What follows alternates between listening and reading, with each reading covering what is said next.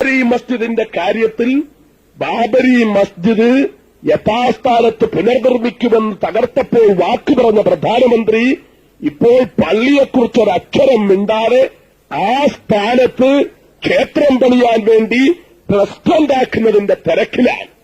അവിടെ ക്ഷേത്രം പണിയാനുള്ള ട്രസ്റ്റ് ഉണ്ടാക്കുന്നതിന്റെ തിരക്കിൽ പള്ളിയെക്കുറിച്ചൊരക്ഷരം മിണ്ടുന്നില്ല. എന്റെ സഹോദരന്മാരറിയണം. എന്നിട്ട് ഇപ്പോൾ സുപ്രീം കോടതിയോട് പറഞ്ഞിരിക്കുന്നു, കോടതി പറയുക അവിടെ എന്താ ഉണ്ടായിരുന്നെന്ന്, അത് ഞങ്ങൾ സ്വീകരിച്ചോളാം എന്നാ പറയുന്നത്. അവിടെ എന്താ മുമ്പ് ഉണ്ടായിരുന്നത്? അവിടെ മുമ്പ് ക്ഷേത്രമുണ്ടായിരുന്നോ? നൂറ്റാണ്ടുകൾക്ക് മുമ്പ് അവിടെ ക്ഷേത്രമുണ്ടായിരുന്നോ എന്ന് കോടതി പറയുക. പറഞ്ഞാൽ ഉണ്ടായിരുന്നെന്ന് പറഞ്ഞാൽ അവിടെ ക്ഷേത്രം പണിഞ്ഞു കൊടുക്കാം, ഇല്ലായിരുന്നു എന്ന് പറഞ്ഞാൽ അവിടുത്തെ കാര്യം ആലോചിക്കാം. ഇത് പറയുന്നതിനോട് മുസ്ലിം സഹോദരന്മാർ ചിന്തിക്കണം. അവിടെ ക്ഷേത്രം ഉണ്ടായിരുന്നോ എന്ന് ചോദിക്കുന്നത് പള്ളി തകരുന്നതിന് മുമ്പാണ്.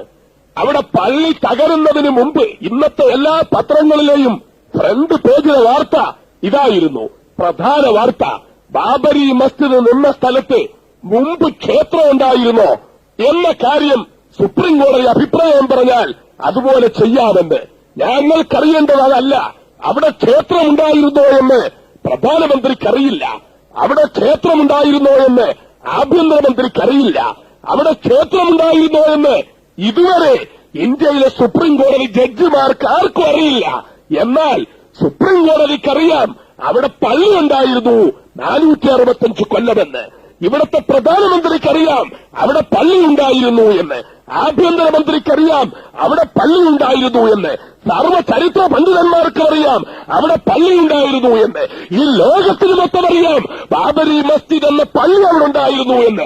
അത് തകർക്കപ്പെട്ടത് ആദ്യം അവിടെ പുനർനിർമ്മിക്കുക, അതിനുശേഷമാണ് അവിടെ ക്ഷേത്രം ഉണ്ടായിരുന്നോ ഇല്ലയോ എന്ന കാര്യം ആരായാലും തീരുമാനിക്കേണ്ടത് എന്നാണ് ഇന്ത്യയിലെ മുസ്ലിം സമുദായത്തിന്റെ അഭിപ്രായം. അവിടെ 465 കൊല്ലക്കാലം അള്ളാഹുവിന് സുജൂദ് ചെയ്ത പള്ളി. ഇതൊരു എന്തൊരു അത്ഭുതമാ. നാളെ വന്നിട്ട് ഒരു പള്ളി അങ്ങ് തകർത്ത് കഴിഞ്ഞതിന് ശേഷം സുപ്രീം കോടതി കൊണ്ട് കൊടുക്കുക. അവിടെ പള്ളി തകർത്തു, അവർ പറയുന്നു അവിടെ ക്ഷേത്രം ഉണ്ടായിരുന്നെന്ന്. കോടതി ഒന്ന് നോക്കണം അവിടെ ക്ഷേത്രം ഉണ്ടായിരുന്നു എന്ന്. എന്നാൽ ഈ ലോകത്തുള്ള ഈ രാജ്യത്തുള്ള എല്ലാ പള്ളികളും തകർത്തൂടെ? ഏതെങ്കിലും ഒരു എംപാക്കിക്കോ എരപ്പാളിക്കോ ഒരു ദിവസം കാലത്ത് എണീറ്റ് വന്നിട്ട് ഇന്ന പള്ളി ഇരിക്കുന്നിടത്ത്, മലപ്പുറത്തെ പള്ളി സുഹദാക്കളുടെ പള്ളി ഇരിക്കുന്നിടത്ത് പണ്ടൊരു ക്ഷേത്രം ഉണ്ടായിരുന്നു എന്ന് പറഞ്ഞാൽ കുറച്ചു ദിവസം കഴിഞ്ഞിട്ട് രാജ്യത്തെ പട്ടാളക്കാരെ നോക്കി നിർത്തിക്കൊണ്ടുവന്ന് അതങ്ങ് തകർത്ത് കളയുക.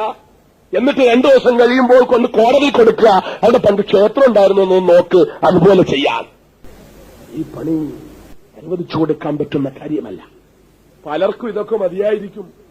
പലർക്കും ഇങ്ങനെ കോടതി ഒന്ന് പറയുകയോ സത്യവാങ്മൂലം ഒന്ന് തള്ളിക്കളയോ എന്തെങ്കിലുമൊക്കെ ചെയ്താൽ മതിയായിരിക്കും. പക്ഷേ ഒരു കാര്യം എന്റെ സഹോദരന്മാരറിയണം, സത്യത്തിനോടൊപ്പം നിൽക്കാനുള്ള മനസ്സ് നമുക്കുണ്ടാകണം.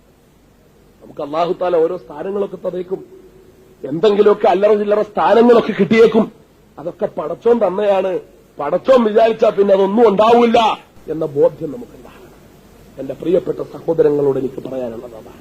ഒരു ബാബരി മസ്ജിദിന്റെ കാര്യം മാത്രമല്ല നമ്മുടെ മുമ്പിലുള്ളത്. ഇന്ത്യയിലെ മുസ്ലിങ്ങളുടെ സാംസ്കാരിക അസ്തിത്വം തകർക്കാനുള്ള ഗൂഢാലോചനയുടെ ആയിരക്കണക്കിന് പ്രവർത്തനങ്ങളുടെ ഒരു തുടക്കമാണ് ബാബരി മസ്ജിദ്. ഈ ബാബരി മസ്ജിദ് നമ്മളങ്ങ് മറന്നു കളഞ്ഞാൽ അതുകൊണ്ട് സംഭവിക്കുന്നത് ഇനി ഇവിടെ നടക്കാൻ പോകുന്ന വലിയ അക്രമങ്ങൾക്കെല്ലാം നമ്മൾ കൂട്ടുനിൽക്കുക എന്നതാണ്. നമുക്കത് കഴിയരുത്. നമ്മളെ സംബന്ധിച്ചിടത്തോളം അസത്യത്തിനെതിരെ പോരാടാനുള്ള മനസ്സ് നമുക്കുണ്ടാകണം.